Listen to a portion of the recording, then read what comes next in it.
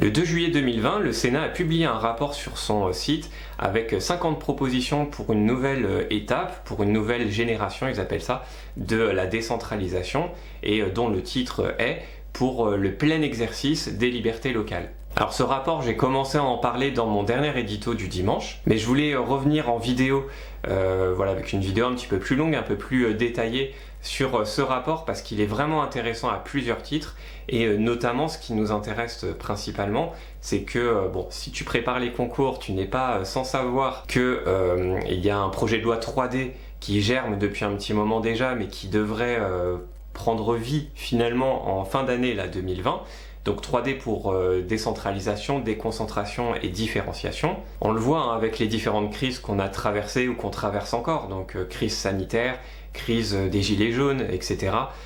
On a quand même des intervenants locaux, des collectivités locales qui ont joué leur rôle pleinement, mais qui étaient quand même freinés par certaines lois, par le fait que les transferts de compétences sont parfois un peu mal pensés, il y a encore beaucoup de choses à faire. Donc ce rapport il est intéressant parce que déjà c'est la chambre des territoires, tu sais le Sénat on appelle ça la chambre des territoires, donc c'est pour tout un tas de raisons, mais le Sénat représente quand même plutôt bien les intérêts des collectivités locales. Donc dans ce rapport on est à peu près sûr qu'il y a quand même beaucoup de remontées de terrain d'élus locaux, même si c'est les sénateurs qui l'ont écrit. Et donc sur cette base du rapport du Sénat, on va pouvoir comparer à terme avec le projet de loi 3D qui nous sera proposé en fin d'année. Et donc c'est vrai que sur cette base du travail du Sénat, les associations d'élus locaux vont pouvoir discuter avec l'État, avec l'exécutif, dans la construction de ce projet de loi 3D avec cette base. Alors il y a d'autres documents qui vont servir de base, mais celui-ci en fait partie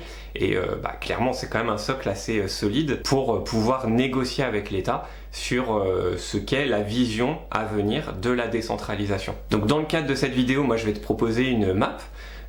Donc on va détailler un peu les propositions, alors pas les 50 parce que sinon la vidéo ferait 3 heures, mais voilà les propositions principales selon moi qui vraiment peuvent changer un peu l'horizon de la décentralisation. Donc sans plus tarder, je te propose d'aller sur la map. Alors pour y voir plus clair, je te propose plusieurs parties pour aborder ce rapport. D'abord une partie introductive donc, qui reprend l'introduction du rapport faite par Gérard Larcher, le président du Sénat, où il commence par nous dire qu'il y a une véritable crise de confiance de beaucoup de citoyens et de beaucoup de corps de métier envers l'exécutif. Alors il ne le dit pas tout à fait comme ça, il parle plutôt de l'État. Il prend plusieurs exemples, comme le fait qu'il y a eu une grosse abstention aux dernières élections municipales, même si forcément on doit le pondérer un peu avec la crise sanitaire. Mais il prend d'autres exemples, comme la crise des gilets jaunes, comme les grèves dans le milieu hospitalier, etc. Et pour lui, pour répondre à cette crise de confiance envers l'État, il faut plus de proximité. La phrase exacte qu'il dit, c'est que les Français réclament moins de discours, moins de bureaucratie et plus de proximité. Et pourtant, c'est un peu l'inverse qu'on nous sert depuis beaucoup d'années. C'est une véritable recentralisation, mais qui ne dit pas son nom, puisque bien sûr, officiellement, on est toujours dans une forme d'État décentralisé, c'est même dans la Constitution, mais en catimini, on voit que réforme après réforme, on se dirige vers toujours plus de recentralisation, en tout cas ces dernières années, avec, je cite Monsieur Larcher, « l'asphyxie financière, les coups de boutoir dans l'organisation des territoires, l'organisation de nouvelles dépendances par rapport à l'État ». Fin de citation. Par exemple, quand il parle d'asphyxie financière, il fait référence aux baisses sans précédent de la DGF, la dotation globale de fonctionnement qu'on voit depuis plusieurs années. Il y a aussi bien sûr la suppression progressive de la taxe d'habitation. Quand il parle de coups de boutoir dans l'organisation territoriale, il fait référence à la carte des intercommunalités, comment tout ça a été géré de façon plutôt autoritaire.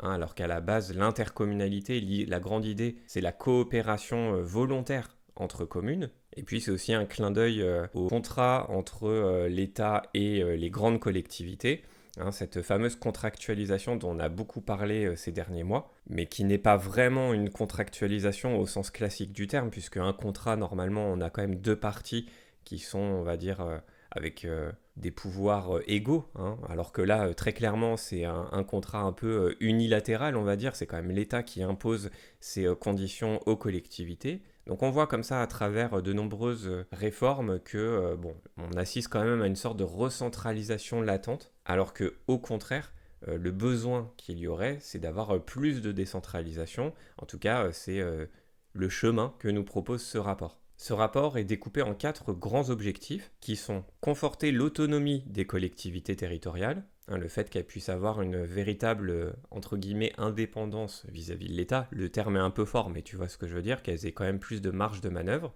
Ensuite, donner toute sa mesure au principe de subsidiarité, donc le fait que les échelons les plus petits puissent agir dans les compétences où elles sont le plus aptes à le faire, comparé à des échelons peut-être un peu plus grands. Ensuite, amplifier la différenciation, mais dans le respect de l'unité nationale, afin d'adapter l'action publique aux spécificités locales.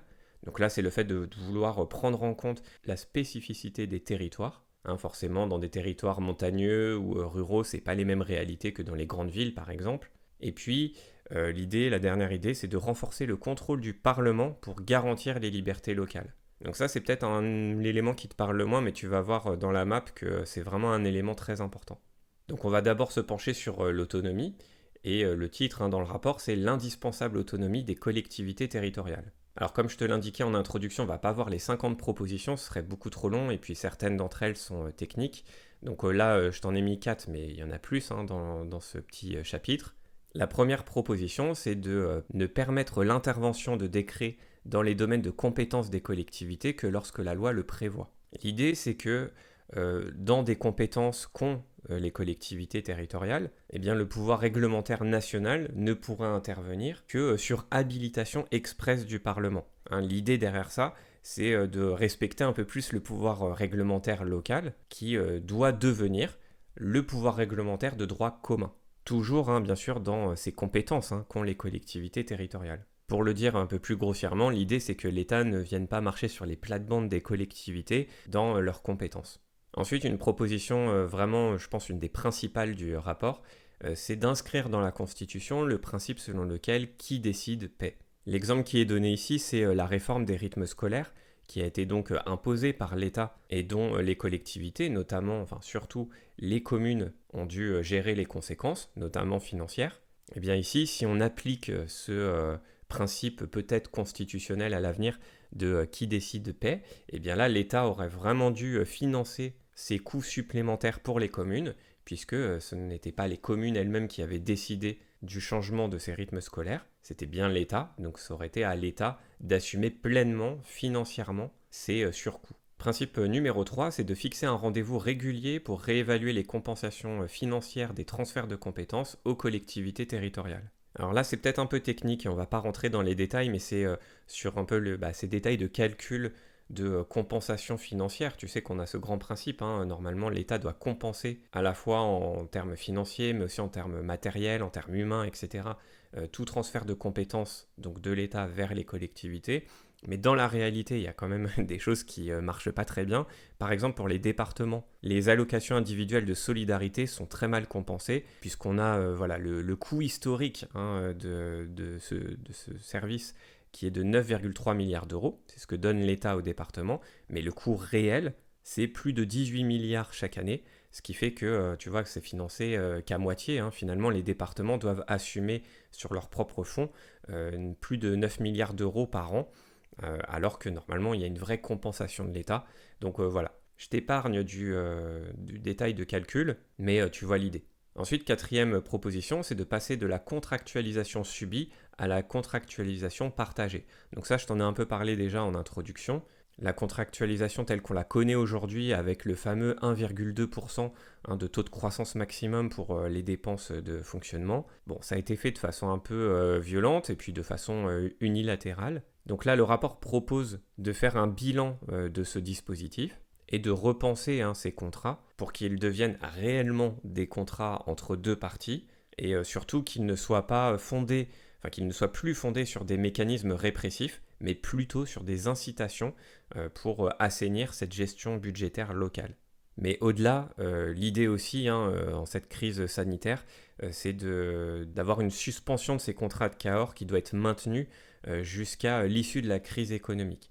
Ça a été suspendu pendant la crise sanitaire, mais la demande du Sénat, c'est que la suspension continue jusqu'à la fin de la crise économique dans laquelle on est tout juste là à l'été 2020, c'est un peu juste le début. Donc l'idée, c'est de prolonger un peu cette suspension. Bon, dans ce chapitre sur l'autonomie, il y a d'autres points, mais on va s'arrêter sur cela pour pas que la vidéo soit trop longue non plus. Pour moi, c'était les principaux. Ensuite, on a un deuxième point sur la subsidiarité.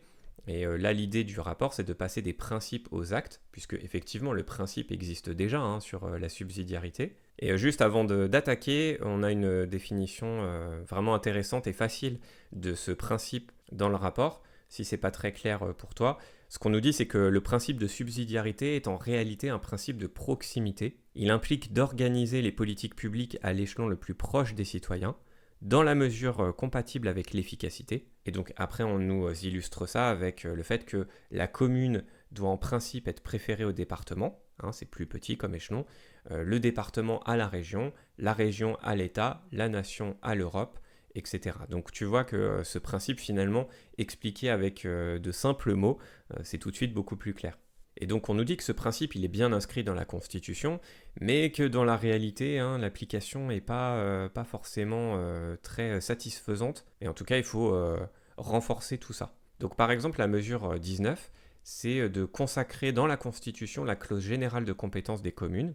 Bon, le but, c'est clairement de la protéger, de protéger cette clause générale de compétence pour les communes, encore une fois. On a vu avec certaines lois de décentralisation que ce principe pouvait être remis en cause pour d'autres échelons, départements, régions. Tu as vu qu'il y avait quand même un espèce de tango argentin, un coup on l'enlève, un coup on la remet, etc. Bon, là l'idée c'est que pour l'échelon communal, on protège vraiment ce principe en le rendant constitutionnel. Ensuite, la proposition numéro 23, c'est pour les départements. C'est donc d'élargir les compétences du département en tant que responsable des solidarités sociales, médico-sociales et territoriales. L'idée, c'est vraiment de rendre le département comme un espèce de guichet unique du social, en allant plus loin dans les réformes qui ont déjà été engagées en ce sens, parce que c'est déjà un peu le cas, mais on voit qu'on peut aller quand même beaucoup plus loin. Bon, il y a plusieurs propositions qui sont faites pour aller dans ce sens, mais par exemple, on peut citer les missions d'action sociale qui sont actuellement confiées au CAF, qui pourraient être sous la compétence des départements pour créer vraiment cette cohérence en fait dans le champ des politiques sociales. Ensuite, pour les régions, la proposition numéro 24, c'est d'amplifier les moyens d'action de la région. Donc c'est un peu la même idée, c'est de renforcer les régions. Comme la proposition d'avant, c'était pour les départements. Là, le but, c'est d'aller plus loin pour les régions. Donc d'amplifier leurs moyens d'action pour conduire les stratégies de développement et d'aménagement du territoire avec un bloc cohérent de compétences pour l'emploi, la formation professionnelle, l'enseignement supérieur et le développement économique durable. Donc ici, même logique, le but c'est de renforcer des compétences déjà actuelles des régions. C'est pas forcément d'en acquérir de nouvelles, mais en tout cas c'est d'aller plus loin dans la logique de ce bloc de compétences. On voit bien que tout ça est cohérent, le fait de renforcer toutes ces politiques, on voit qu'elles sont interdépendantes. L'enseignement supérieur, la formation professionnelle, la recherche d'emploi, le développement économique, voilà, tout ça c'est cohérent, c'est un bloc cohérent. Et donc il faut vraiment que l'échelon régional puisse vraiment planifier, faire des politiques de planification en termes économiques, tout simplement. Et donc par exemple, si on parle juste de l'emploi, des compétences de l'emploi, l'idée ce serait de confier aux régions la coordination du service public régional de l'emploi, à l'exception de l'indemnisation du chômage. Tu vois, l'idée c'est pas forcément de tout transférer de l'État aux régions, c'est de trouver la bonne logique, ce qui fonctionnerait bien pour plus d'efficacité, plus de proximité dans ces compétences. Ensuite, la proposition numéro 26, c'est en termes de santé.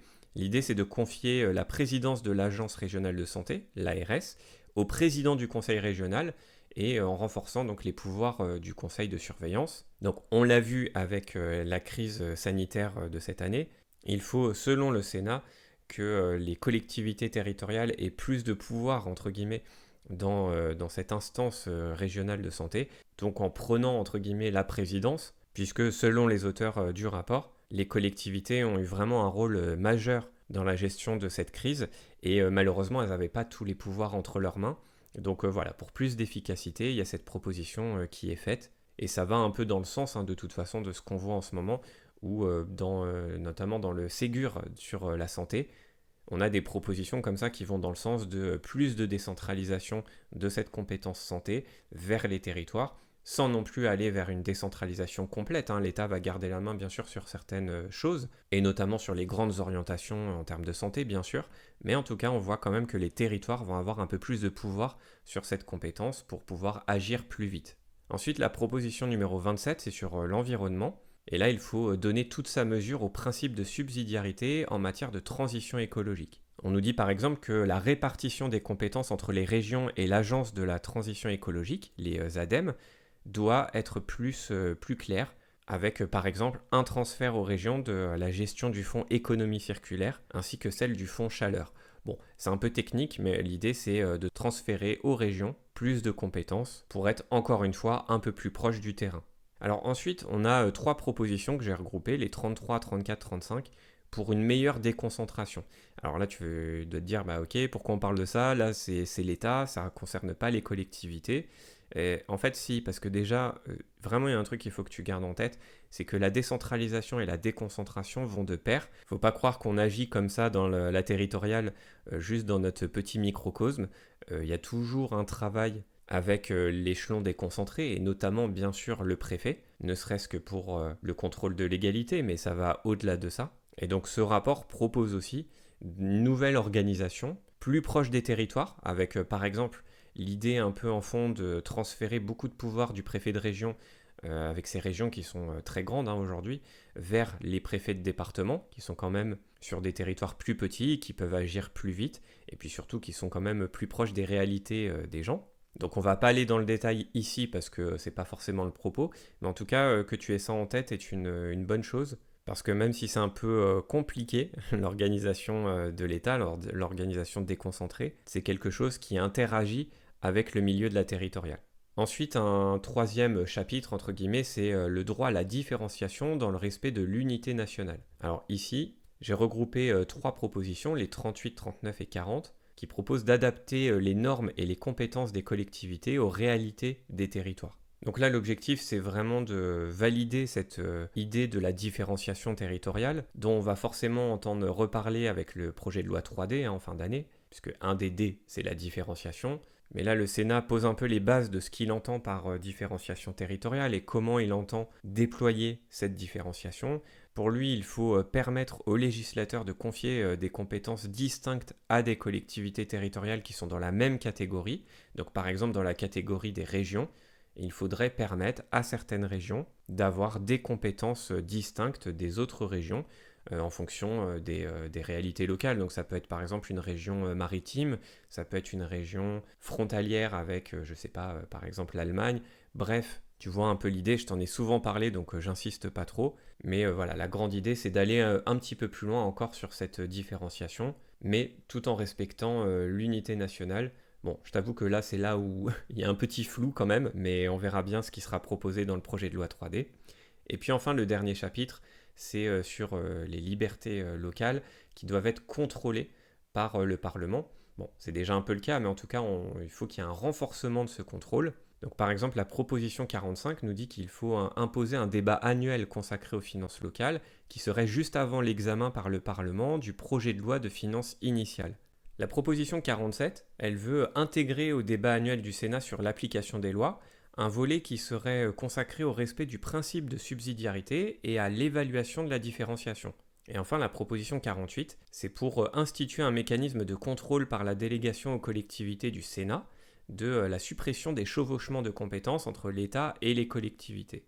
Alors, ce bloc, il est intéressant parce qu'il va dans le sens de plus de contrôle, on l'a dit, du Parlement, du contrôle sur qui? C'est ça la question, il faut dire les choses clairement, c'est un contrôle sur l'État. L'État aujourd'hui, en matière de décentralisation, est tout puissant. Certes, les lois sont votées au Parlement, mais on sait très bien que l'Assemblée nationale a le dessus, entre guillemets, sur le Sénat, et que, grosso modo, l'Assemblée nationale va dans le sens de l'exécutif. Donc quelque part, si jamais l'État ne respectait pas vraiment les règles du jeu de la décentralisation, et on l'a vu, ça lui arrive, par exemple sur les dotations aux départements, on voit que le mécanisme de compensation d'un transfert de compétences n'est pas respecté dans ce cas-là. Donc on voit bien qu'il faut quand même qu'il y ait un contre-pouvoir, notamment par le Parlement. Donc par exemple sur la proposition 45, c'est vraiment l'idée d'instituer un temps spécifique pour parler des finances locales, de façon annuelle, avec tous les sujets financiers liés aux finances locales. La proposition 47, l'idée c'est de contrôler que le principe de subsidiarité est bien respecté. Est-ce que par exemple pour telle ou telle compétence, on ne pourrait pas descendre d'un échelon, par exemple des régions au département? Est-ce que ce n'est pas quelque chose qui serait plus pertinent? Donc ça, le Sénat pourrait annuellement se prononcer là-dessus. Ça ne veut pas dire que le gouvernement suivra derrière, mais en tout cas, il y aura des recommandations à ce sujet. Pareil pour l'évaluation de la différenciation dans la proposition 47. L'idée, c'est de voir sur le terrain que le Sénat, en tout cas, pourrait évaluer si ce principe également de différenciation est bien respecté dans les territoires. Et puis pour la proposition 48, l'idée elle est toute simple, c'est de lutter contre les doublons.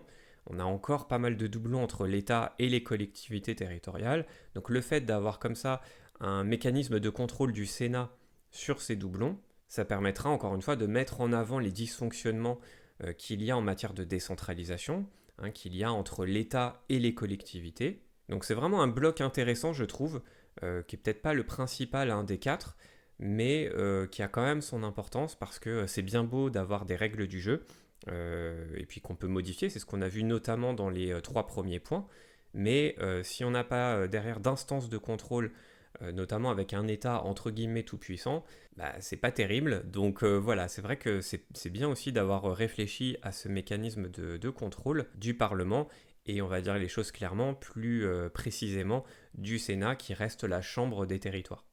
Voilà, je te remercie d'avoir suivi cette vidéo. J'espère que ça t'a éclairé un petit peu plus sur les enjeux qu'il y a autour de la décentralisation et autour des prochaines étapes de décentralisation. Là, on a la vision locale, même si c'est le Sénat, c'est pas directement les collectivités, mais comme je te l'ai dit en début de vidéo, le Sénat normalement est assez proche des positions des associations d'élus locaux. Et puis d'un point de vue un petit peu plus pragmatique, pour toi ce qui t'intéresse surtout c'est le concours, et bien tout ça va t'aider à y voir plus clair sur les enjeux qu'il y a autour de cette décentralisation, parce que bien sûr ça intéresse beaucoup les membres de jury, et notamment à l'oral on peut te poser des questions là-dessus, sur par exemple ta propre vision de la décentralisation. Donc il faut un peu creuser les choses. Faut pas se contenter juste de connaître les grandes lois, même si ça bien sûr c'est la base. Il faut aussi se tenir un petit peu au courant de l'actualité, et donc là à l'été 2020 l'actualité elle est celle-ci avec le rapport du Sénat. Mais bien sûr si tu n'as pas les bases, c'est-à-dire que si tu connais pas trop les lois de décentralisation depuis 1982, je te laisse aller voir en description, donc sous la vidéo, tu as un lien vers le cours qu'on a fait avec Catherine. Donc Catherine qui est une formatrice notamment au CNFPT, on a fait un cours ensemble qui s'appelle État et décentralisation et qui te rappelle un peu tout l'historique de la décentralisation depuis 1982 avec toutes les grandes lois qui régissent cette décentralisation. Donc je te laisse aller voir en description sous la vidéo si ça t'intéresse, et je te dis à très bientôt pour une nouvelle vidéo. Salut!